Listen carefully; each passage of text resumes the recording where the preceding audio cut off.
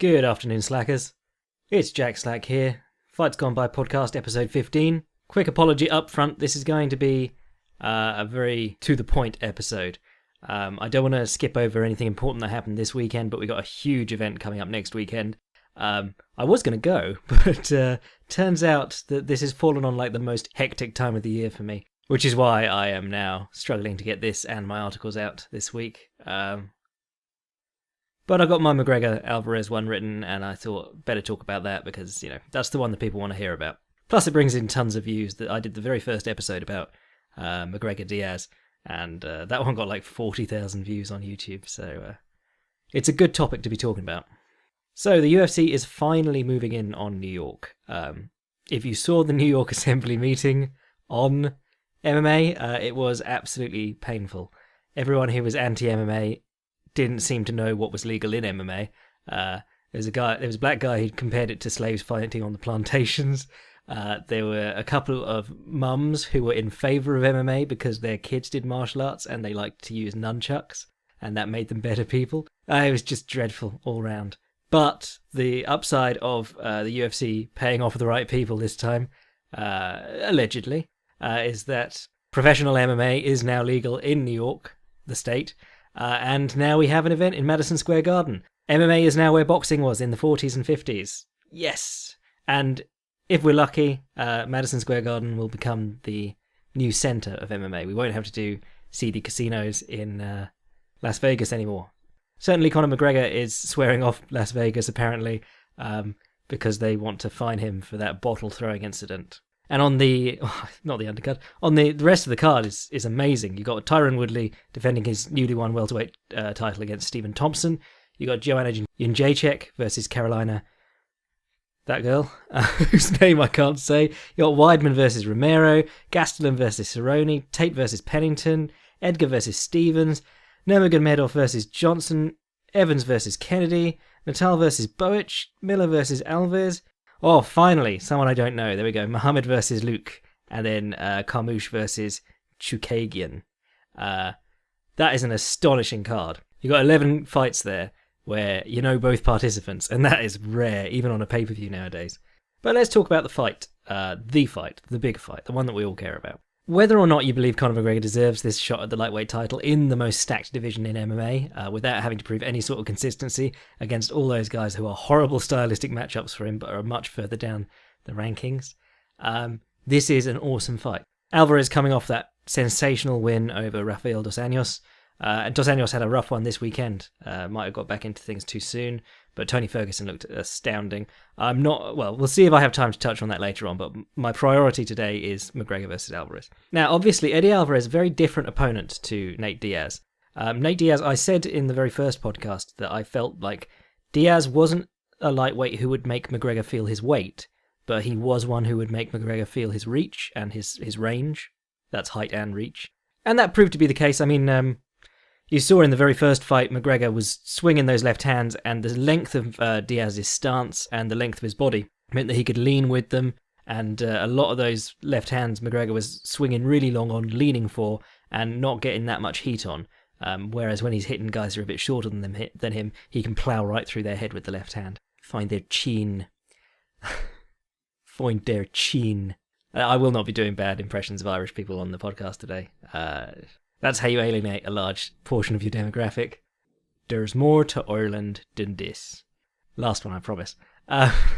Right. Whereas Eddie Alvarez is not someone who has a huge height or reach on McGregor. He's a little bit shorter, and I think his reach is a couple of inches shorter too. But he is someone who would make McGregor feel the weight difference. Rumours Eddie Alvarez gets up to like 185 in between fights. So a big dude. I know he cuts a lot of weight and he's really dehydrated when he steps on the scale, like McGregor used to be at featherweight. But he's a strong wrestler too. You know, he was all over Anthony Pettis along the fence, and the thinking generally is that he'll be happy to do that to Conor McGregor. McGregor on the fence against Diaz was interesting because Diaz couldn't really wrestle him much. McGregor kept getting out to the side and elbowing with the hand on the side that he was circling out to and swimming it under for an underhook and then using that to turn Diaz. It was a really neat little sort of setup of the underhook that he was using several times in that bout. And of course, the bonus was that it opened Diaz's face right up. And you know, even if you're one of those people who doesn't believe facial damage should be a judging criteria, because obviously some fighters have a lot of scar tissue and others don't, and some cut easier than others, and all sorts of problems with using that as a criteria. But blood in your eyes is a very real factor in a fight. You know, if you've got something going into your eye over and over again, it makes it a lot easier to hit you. So never underestimate the utility of splitting someone else open with an elbow. But before we talk about the fence, because I think the fence could, you know, is a big thing for either man. There aren't enough fighters who realise that the fence is a huge part of this sport. I mean, everyone practices wall wrestling, but the ring cutting in MMA so far, not great. The defensive ring craft along the fence, not great. It's almost like when they get to the fence, it's almost an accident for most fights. But before we talk about all that, the McGregor left hand, the step back left hand, the back skip left hand, most important technique in his arsenal. If you watch any one of his fights, it plays an important role, even in the Mendes fight where he's winding Mendes the entire time. And his timing is really off. That's the one where he supposedly busted up his knee against Rory McDonald beforehand. And if you watch him, his backward movement, because he relies a lot on straight retreat, which is going to be more difficult against bigger men, because he doesn't have the reach and the range quite as much as when he's fighting the featherweights. If you watch him against Mendes, his timing and his footwork is just not there. He keeps backstepping for the left hand and getting hit with the overhand as Mendes runs in on him. But by the end of the fight, he actually gets one through on Mendes' forehead as Mendes comes off the fence. And that's the one that wobbles him, and he follows up with punches to finish. So it's there all the time. If you watch any McGregor fight, slow it down, you'll see it sneak through. And it's normally the changing point. But McGregor's method is not just to wait on the counter. He goes forward until the opponent comes back at him, and then he gives ground and counters. And that's really what makes McGregor different from, say, Anderson Silva or Lyoto Machida. I imagine there's going to be a lot of people angry with that statement, but whereas Machida and Silva liked to fight on the back foot, they like their opponent to come to them. McGregor goes out and makes the fight. He gets in their face, and if they don't lash out at him and give him the counter, he'll happily just brutalise their body and throw long left hands through. But when they do come back at him, that's when he lands his counters. So he's a bit more rounded in terms of offense and defense, or rather offensive striking and counter-offensive striking. And those are the styles that really wilt people when you're fighting proactively, but you're also looking for the counter-punches, because the counter-punches tend to be the most damaging, because you're hitting a guy as he's extending, as he's opening up to try and strike you. It's when he's least likely to expect something coming back. And there's two ways to do that. You can go forward and then give ground when they come back at you, as McGregor does, or you can do what Dos Anjos does, which is go forward and then try and slip the punches and keep moving forward. Both fantastic ways of finishing guys at the highest levels. Now, where this matches up interestingly with Alvarez is that he has a tendency, or he did have a tendency until quite recently, to step in on a straight line and go for the body shots with the right hand, particularly the right hook to the body.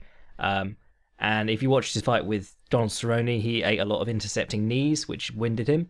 But the thing about the right hook to the body is that your whole right jawline is exposed when you're doing it. It's a very powerful technique, the white right, but if you're not, the opportunities to use it are far more limited because it opens the fighter up quite a lot.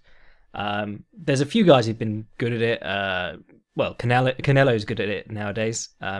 But the one I always think of is Gene Fullmer. Was very famous for this wide right to the body, and he'd go to it all the time.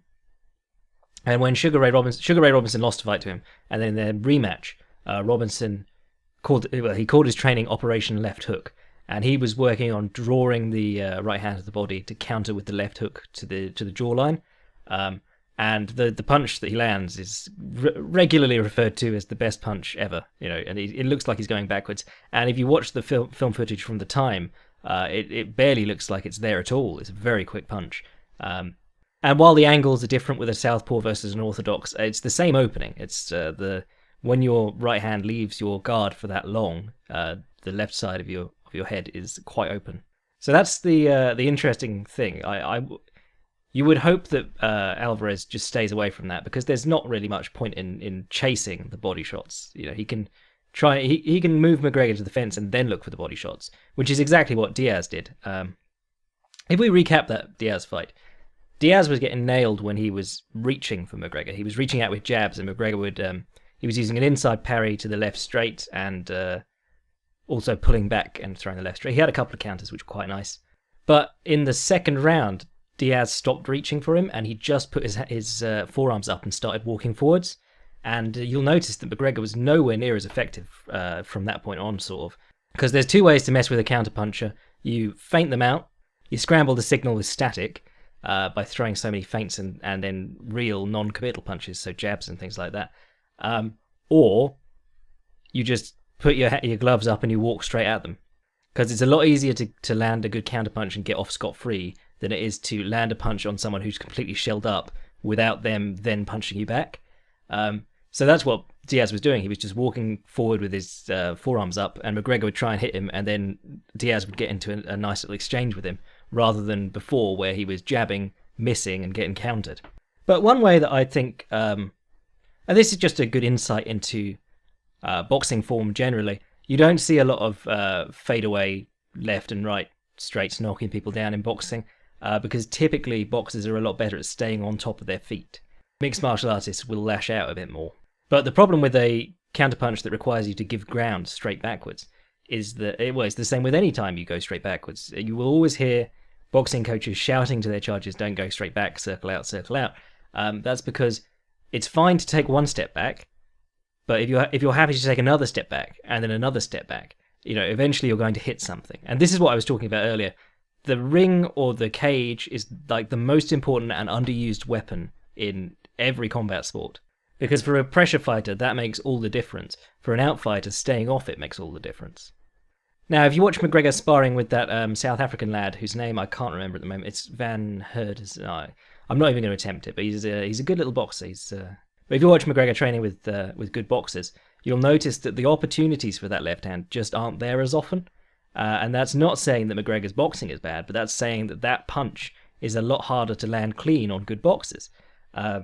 And so, if you I go over to my article on Fightline, there's a couple of instances from that sparring session that I put in. And I don't like to look into sparring sessions too much because guys are working on different stuff.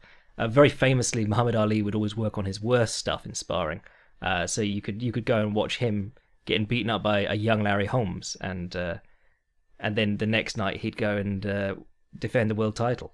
But it's an interesting sparring session because this guy throws out the double jab. He's another southpaw, so the double jab works well in that instance. But the double jab is designed so that you stay on your on top of your feet, and you're not reaching to hit them. You're taking away their ground. So if you double jab someone towards the ropes, and then they're not going to be able to retreat anymore, and you do something else, that's when you open up with punches.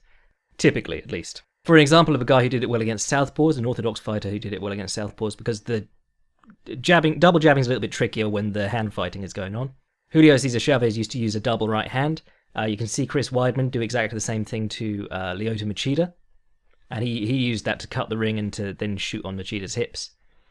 And Alvarez actually used this against Anthony Pettis, and you'll remember that Anthony Pettis had a lot of trouble staying off the fence in that fight. And it can be like two right straights, or it can be a right straight and then a stepping right hook, or a right straight and then a stepping right jab. But it's a fantastic way to make some ground against the southpaw. And it keeps you on top of your feet and in your guard, as opposed to if you're running in with overhands and left hooks, or shifting punches and things like that. Those are the sort of... if you look at Heather Jo Clark, she was sort of running in doing the front crawl punching earlier this weekend against Alexa Grasso. And yeah, so that's the sort of punching that you see a lot in MMA, but really not really conducive to getting hit with that fadeaway left hand or right hand. Whereas if you watch that boxer that McGregor was sparring, he throws his hand out first and steps in behind it. It's not his whole body going with the punch. It's the punch is preceding his feet inward, and he doesn't get clipped with the counter lefts as a result. He lands a couple of jabs. He doesn't do a lot. They're not really sparring very heavily, but you see McGregor going for that opportunity and missing it, and the reason is because the guy's guard was tighter. He was just a lot more conservative with how he was doing things. Another nice way of getting guys to back up, which you will see a lot in Muay Thai and even Taekwondo. I mean, Taekwondo is fairly hard to watch. Maybe if they did like a full contact Taekwondo league or something like that. But Olympic Taekwondo is hard to watch, but you'll see it in all sorts of kicking martial arts. In Muay Thai a lot, Senshai uses it a lot, but where you pick the lead leg up as if you're going to kick, and you glide in behind it, and you just sort of make the guy give ground by picking your leg up, and then you kick him once you've landed. Justin Scoggins does this, Wonderboy does it sometimes. McGregor does this himself. He sets things up by going to the low line side kick, which I expect will be might make a reappearance in this match, because it's another orthodox fighter that he's fighting, and it's a very hard kick to pick up. Whereas if you kick the guy's thigh with a round kick, all he needs to do is step in, and it'll ride up his thigh onto his hip. He can catch it, and he can run through you. But if you're side kicking the guy in the front of the leg, it's very hard to pick up. But McGregor will throw a few of those, and then he'll start lifting that knee and instead jumping into a kick with his rear leg, which is the same sort of principle. Getting the guy to give ground on the first faked kick, and then hitting him with the second kick, where he retreats to. And you can do that with body kicks, but I mean, for Alvarez, it'd be a good idea to do that with leg kicks, because McGregor doesn't check kicks all that often. I mean, there's that example of him breaking a guy's leg with a check, but most times nowadays he gives ground because he prefers to counter than to check the kick. And if you can get him to retreat first and then kick him, that might work a bit better. But we're talking about ring cutting, and McGregor's very good at cutting the cage, actually, which is unusual for a fighter with a very narrow stance. Because you'll notice that McGregor doesn't really use his lead hook all that much. It's more like a combination weapon he uses. He doesn't have like a... Did I say left hook? I meant lead hook, his right hook. He doesn't have a very authoritative one. That, you know, if guys circle past his lead leg because he's so bladed, often that's his right hand cut off. He doesn't really have anything that he can throw from his hands anymore. And that's where he added the back kick and the wheel kick. And they're a nice sort of threat if a guy starts circling past his lead leg as they're supposed to. Now, you'll remember how Alvarez's ring circling is actually really quite neat. I mean, it's not Dominic Cruz levels, but it's up there. He's one of the very few defensively sound ring generals. He'll fake one way, go the other way, you know, and things like that. He did it really well against Michael Chandler. Did it very well against Dos Anjos. You know, he was getting clipped with the odd left hand, but it's far better to get clipped on the end of a left hand than it is to stand there and eat a lot more, you know, especially against Dos Anjos. But that's where I thought the dart might be useful. The dart is designed for an orthodox versus orthodox matchup. It's a way of landing your right hand lead and taking you outside of the opponent's usual line of their right hand. They have to swing very wide. So they'd have to do like a clothesline, basically, to try and get you. If you watch Alvarez versus whichever one of the Pitbulls he fought, that's a great example. He lands the right hand, and every time the guy swings back and just misses him. But against the southpaw, it works just as well. You know, he did it to Dos Anjos. And what I like about the dart is that you're almost, because you're stepping out to the left, you're almost like reverse completely facing away. Your body's facing off to the left side. So it puts you behind that right arm, which is really nice, like a leverage guard. Which is could be a useful one against McGregor, because obviously anytime you step in on him, that left hand's going to be coming in, trying to trace over your shoulder. On the subject of stiff arming, Rafael Dos Anjos this weekend showed that lovely little thing that he does. He did it to Pettis too. He'll cover... Basically, when you're blocking a strike, the most effective way to block it is where it starts. So if you put your palm over someone's right bicep before they punch, that's completely stuffed the strike. But you have to know where their arms are and stuff. The least sort of effective way of blocking is putting the obstruction as close to the target as possible. So if you've got your gloves up, that's really sort of last resort blocking. That's because they're going to hit your arms, and your arms are going to hit your head. Bas Rutten broke that guy's nose with his own hands because he was putting them in front of his face to block the knees, and Bas Rutten just kneed his hands into his own nose. But what Dos Anjos has found is a way of bridging that gap. So going from the sort of last resort cover up while under fire to a stiff arm, and he did it to Ferguson the other night. Ferguson's coming in on him with a combination. He puts his gloves up, he gets down behind his forearms, and then he immediately moves to the long guard, which is basically crook of right elbow up by the head and left arm extended. But the left arm extends into Ferguson's face as he does it, and then he circles off to his right. It's really nice. And he did it to Pettis too, but I think he did it on the other side. Or he might have done it on the shoulder or something like that. But if you get the shoulder or the face, you can just stiff arm them away and start circling out, which is quite nice.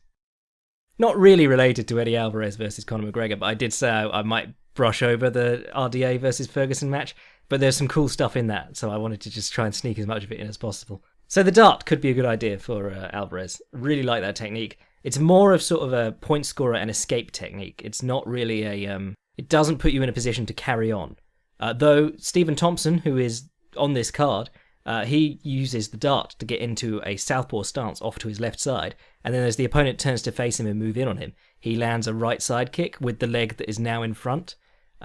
Very clever little combination. I've been playing with it, and it's a fun one, but obviously you need to be pretty good at side kicking off your southpaw side.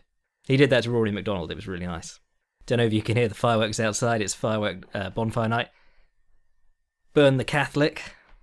So let's do hypothetical game plans, because I've waffled on a bit about sort of the interesting trademark techniques of each man.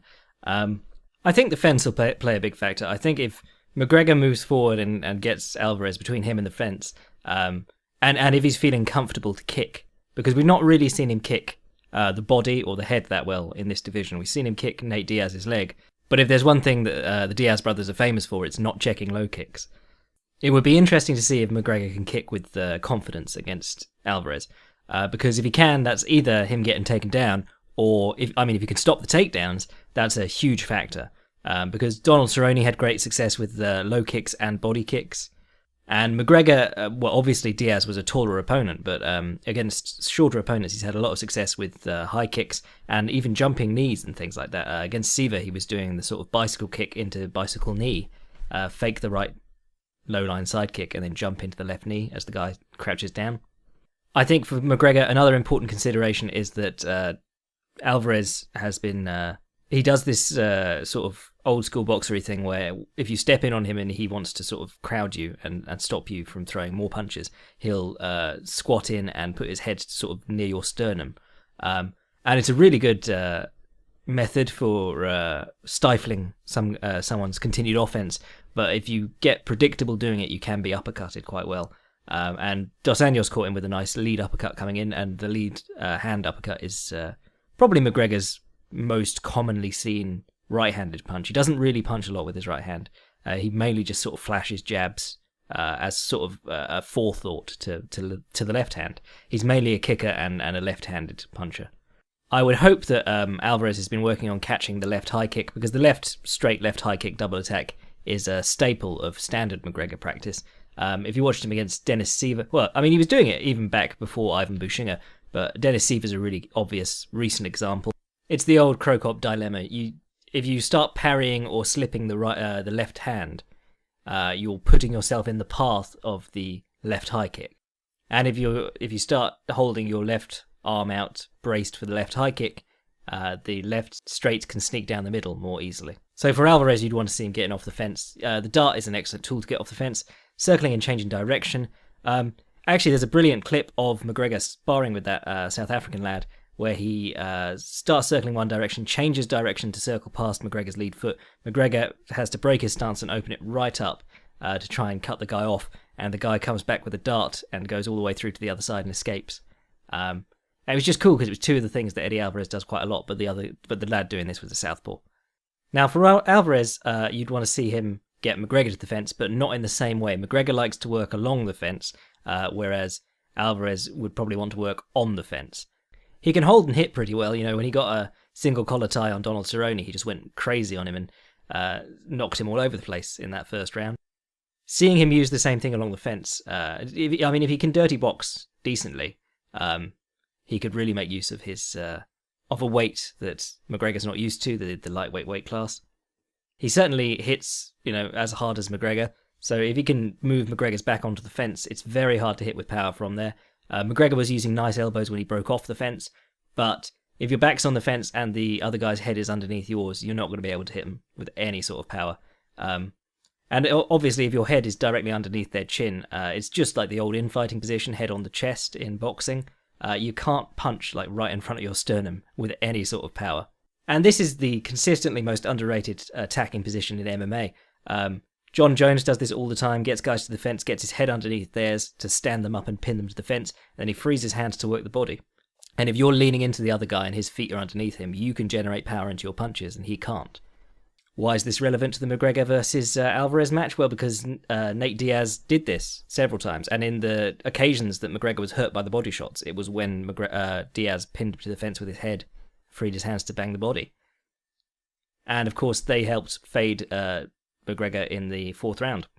I think it would be very short-sighted if McGregor hadn't been training to fight off the takedowns on the fence constantly, because most takedowns in the high-level game come along the fence. If they're going to come against McGregor, they're more likely to come on the fence because he's very good at controlling distance. That's what his movement is. It's forward and back. It's very fencing-like. But if you place him on the cage, obviously that's that barrier to getting the takedown taken away.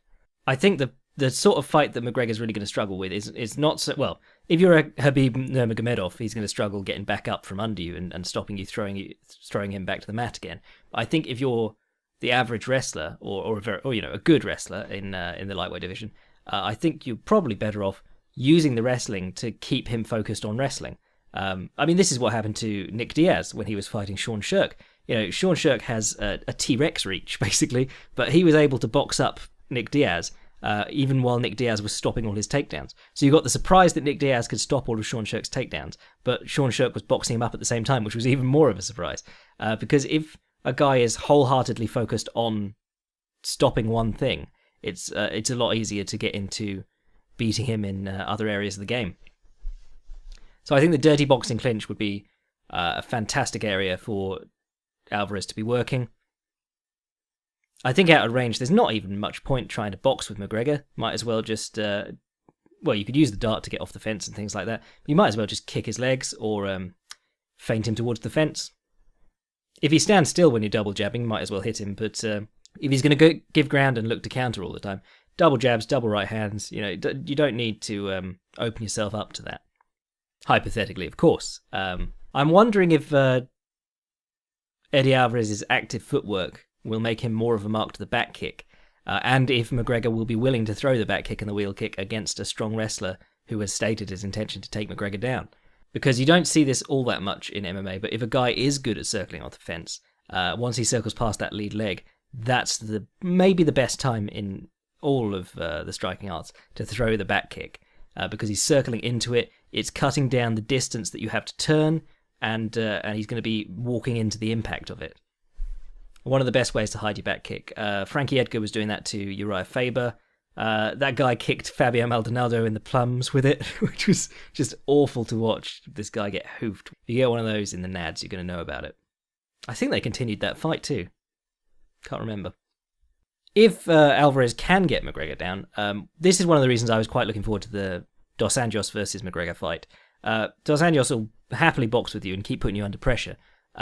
But as soon as your hips are open on the fence, he'll just drive in, get you between his shoulder and the fence, and then didn't even look for the big takedowns. He'd be happy to just scoop your hamstrings out and put you on your bum, and then work from close guard, because he was a brutal guy from close guard. He could happily beat people up from there, and there's not a lot of guys who can do that in MMA. But McGregor had a lot of trouble with Mendes from close guard, even when Mendes was gassed. So if Alvarez can put him into the close guard and just work the elbows and work on keeping McGregor on the mat. In fact, to be honest, McGregor's you've always got to take it with a grain of salt, because his knee was, guys give excuses for poor performances all the time, but if you watch that fight with Mendes, his knees just don't seem to be working. His footwork's all over the place. But the things that he did have success with from the guard were the elbows to the top of the head, and the technical stand-up, just the basic technical stand-up, which he hit along the fence a couple of times. And when he did it along the fence, Mendes just cracked him in the chin with the right hand. I'm thinking if Alvarez can just make him keep getting back up, that could be more valuable than holding him down, making him use that energy, hitting him in the body on the way up with some knees or something like that. Because often when guys are given the chance to get up, when they've been training so hard to do that, they'll just go for it every time. They won't really consider how much energy they're using doing it. It'll be a success for them until suddenly, in the third round, they're getting tired. I seem to remember Rampage versus Liddell 1 was something like that, wasn't it? It was just him holding him down, trying to hit him, and then every time Chuck got up, he got hit on the way up and then thrown back down. I mean, there's a lot of moving parts in this matchup, and that is what makes it so fun. Because McGregor is a completely untested entity at lightweight, and he's a very untested entity against wrestlers. You know, he's climbed to the peak of this sport, and there's so much we don't know about him.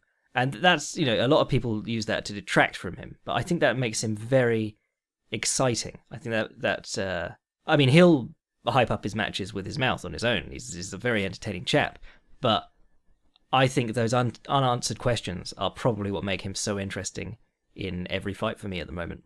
We'll do a quick look at the rest of the card. I probably won't do any listener questions this week. Like I said, I'm up to my tits. Woodley versus Thompson should be an interesting one. I think now, see, Woodley is so strange because I said before the Robbie Lawler fight, it was actually kind of putting a downer on my day because I was having to try and write about this guy who really is just the wrestler with the big right hand. And then, you know, he comes out and knocks out Robbie Lawler. I would have thought that Robbie Lawler might have had an easier time because he's a guy who can actively fight off the takedowns, whereas Stephen Thompson's a guy who likes to maintain distance a bit more. But Tyron Woodley is a guy who sort of runs with his punches, so that could make him an easy mark for Thompson, who himself loves those fading away left hands and right hands, and the defensive side kick, of course. And the dart, which he uses as sort of a point scorer. He also likes the front kick to the body. Woodley, very good answering kicks with the right hand. If you watched his fight with Carlos Condit, Condit was just getting blasted on the feet in a lot of those exchanges because he'd wait for Condit to throw a kick and then he'd immediately run in on him. Which is not like high-level technique, but is thoughtful. And, that's all you need to be landing punches. And if you hit like Tyron Woodley, then that's more than enough. I noticed sort of a tendency in Woodley lately to not go for the takedowns as much, and I feel like that might, he might as well just throw a couple of attempts out there just so guys know that that's still a threat, because you want to be the scary wrestler with the right hand, because then guys have to worry about the takedown. If you're just the guy with the right hand, then it's not quite as hard to deal with. Very good low kicker, but again, it's that distance thing, by means of double jab or fake kick or whatever, he's going to need to make Thompson give ground first and then kick him where he lands. He can't be just swinging low kicks and missing them because Thompson's going to fade out of the way every time he tries it. For Thompson, maintaining the distance, obviously important. I wish Thompson would use the low line side kick more. I think maybe he's too classy to do that or something like that, but he's got a great side kick and he only really uses it to the body, which is a lot more dangerous. There's a lot more danger of it being parried or glancing off the guy than if you throw it at his kneecap or the front of his thigh. I'll always remember apparently he was working with Ryan Hall, and Ryan Hall in that fight with Artem Lobov, he throws the low line side kick and then he brings the leg up as if to throw the side kick again, and snaps out one of those short round kicks to the head. That Bill Wallace thing where you're raising the knee and it could be one of three kicks. It could be the side kick, the hook kick, or the round kick, and you're only really getting the top portion of the leg snapping out as the actual kick bit. But if you're hitting them in the head with the weight of your lower leg, that could be more than enough to knock guys out. If you can this week and you're bored, look up Bill Wallace's fights because there's not a lot of them available online, but they're pretty good. And he used to do what he called the defensive round kick and the defensive side. Well, the D side kick we all know, but his form of it was that he'd pick his lead leg up and across his body to check the kick, the cross check like Badr Hari used against Semi Schilt. But then straight from there, the leg would go into the kick. He wouldn't put it down first, which, if you showed that to a Nakmoy, they'd be like, what on earth is that nonsense? But it worked really well, and he knocked out a guy in, I can't remember what the organisation was, but he knocked him down with a left high kick that was straight out of the check. Joanna Jędrzejczyk versus Carolina. I must say I haven't actually seen enough of Carolina. I saw her fight with Rose Namajunas, but I don't feel confident telling you, what she's got on the one fight that I've seen of her. Joanna Jędrzejczyk is just a treat to watch on the feet. A few things that she does that are really quite impressive that other fighters aren't really doing at the moment. Right hand to the solar plexus along the fence, straight right, love that. If you've got the guy trapped along the fence, you might as well do it because he's going to square up. Or her, or she is going to square up. Not my pronouns, bro.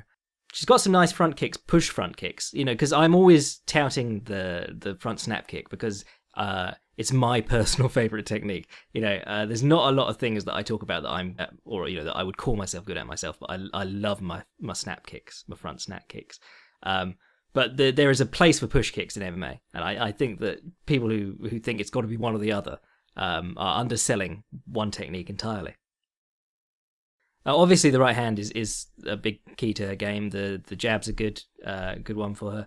I really like how she pivots. Her pivots against Gadelha in the first fight were lovely, because Gadelha was throwing the right hand, and she had a bit of that Ronda Rousey thing where if you pivot off after she's thrown the right hand, she takes a long time to reset, and then you can come back with your jab or your combinations if you really want. The combinations into the low kicks and the little flurries along the fence where it's basically just her hands, they're pretty cool. And something I really like about Joanna, which it's one of those rules where it's an exception to a rule, but it's done in a specific way. We're always talking about how it's impossible to kick while retreating. It's impossible to kick in the traditional style while retreating in the traditional style. You can't rapidly back up and kick at the same time because you need both feet to back up. What you can do is fade away and throw the low kick. So you slide back and kick as the opponent's advancing. So it's both feet move back and then you kick and then you continue retreating.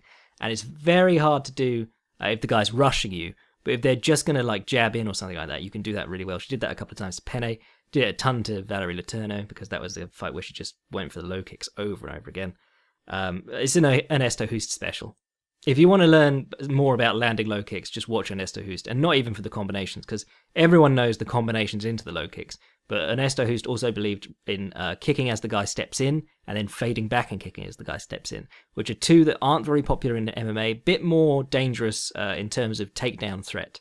But if you're confident wrestling, because she's a very strong wrestler, she's not just using her footwork to get away from takedowns. If you're confident wrestling, you might as well try them. And then, of course, one thing that I love about Joanna is when she can... she does the sort of Aldo defense where she feeds the single and puts the dog collar on the back of their neck and pushes them down her leg and tries to kick them off. But she'll also do this thing where she's cross-facing the person as they're going for the single or something like that, and she'll stretch her arm out and just elbow them. And elbows while fighters are going for single legs. Very rare to see those, but they're pretty slick. Not downward elbows, like across elbows. I mean, Joanna's just a box of tricks. Like I said, a real treat to watch. Don't get to write about her enough, and it's a harsh one for her being on this card, but if any of those other two title fights is not up to snuff, she's got a great chance to steal the show here. Or Carolina could. I can't say enough about her that I would be confident picking Joanna against her, but that should be a fun one. You got Weidman versus Romero. I mean, Romero is so creative with his striking, but Weidman is a much more methodical striker. And you'd hope that would be more now than ever, based on that wheel kick that got him taken down last time. Yeah, that should be interesting. Don't know what much more to say about that. You would expect Weidman probably to have to work from his guard at some point in that fight. Haven't really seen much of Weidman from the bottom. I mean, I know that he's a very good grappler. Everyone who's rolled with him says just how ridiculously strong and dangerous he is, but you don't really see a lot of him on his back, except when he was underneath Luke Rockhold in a really bad position. Gasolin versus Cerrone is a nice fight. That's really Gastolin's chance to show off. I mean, if he can beat Donald Cerrone, that's a huge step up for him. And to be honest, he's got the style where maybe he could, because he's good on the front foot, he's good applying the pressure. Got a nice southpaw jab, and really good at throwing his hands in combination. Cerrone's problem has always been if people get in his face. Really sort of alleviated that when he learned to use the intercepting knee and the intercepting kicks. He'll occasionally intercepting elbow. I mean, Gastelum is, he's got some neat hands and a good southpaw jab, so he might be able to back him up onto the fence. I know Gastelum likes to work the body a bit, has some good kicks. Low kicks actually work very well against Donald Cerrone. Rick Story did a good job with those. It's one of those things that people treat areas of the game like statistics or attributes. Like Donald Cerrone's got 80 or 90 low kicking out of 100 or something like that. If a guy can low kick really hard, it doesn't mean that there's no use for you kicking him in the leg. It means that he's very good at kicking people in the legs. It doesn't mean that he's very good at defending kicks in the legs. Rick Story had great success kicking Donald Cerrone's legs out and then moving in on him, because obviously, you can't throw your intercepting knees if you've had your legs knocked out of your stance and you're standing with your feet miles apart and trying to get back on position. There are a lot of fighters who, fighting against good fighters like, great kickers like Edson Barbosa and people like that, would benefit from kicking.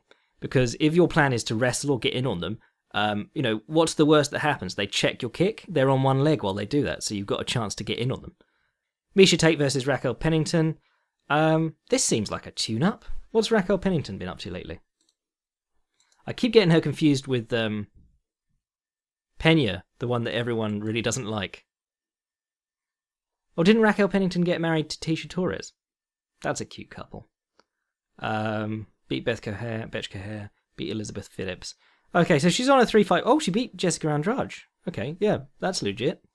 Yeah, that'll be interesting. Don't have much to say about that. Frankie Edgar versus Jeremy Stephens is going to be a fun one, because Jeremy Stephens is a big, strong featherweight, and Frankie Edgar is, even though he was a successful lightweight, is not a very big featherweight.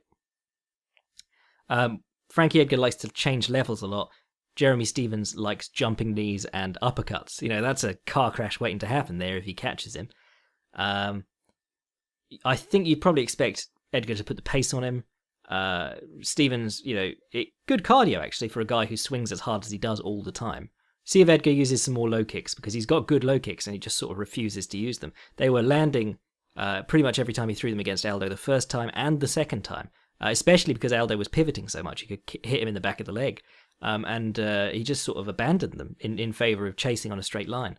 I expect Frankie Edgar probably get back in the win column soon, because he's just so good. He's a really... I think he probably will be remembered as one of the best fighters ever. Just based on what he did at lightweight. That was more than enough. And his stuff at featherweight has just been a bonus. Then you got Habib versus Michael Johnson. That is a fantastic fight.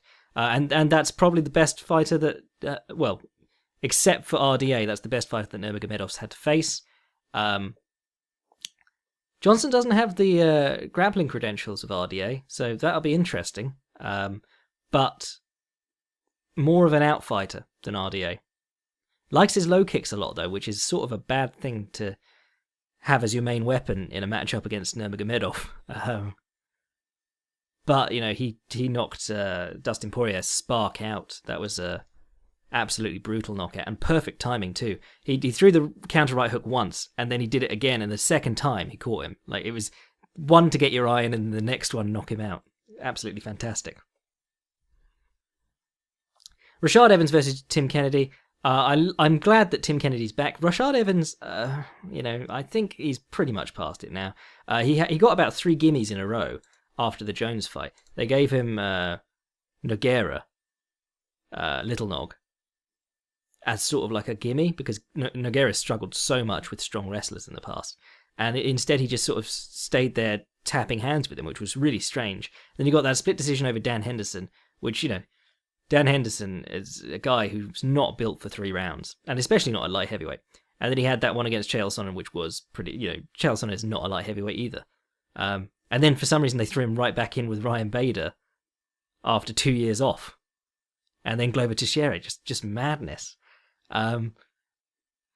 Yeah, I mean, I hope Rashad gets another win or something like that, but he does, he's quite a long way past it. And Tim Kennedy, when was the last time he fought?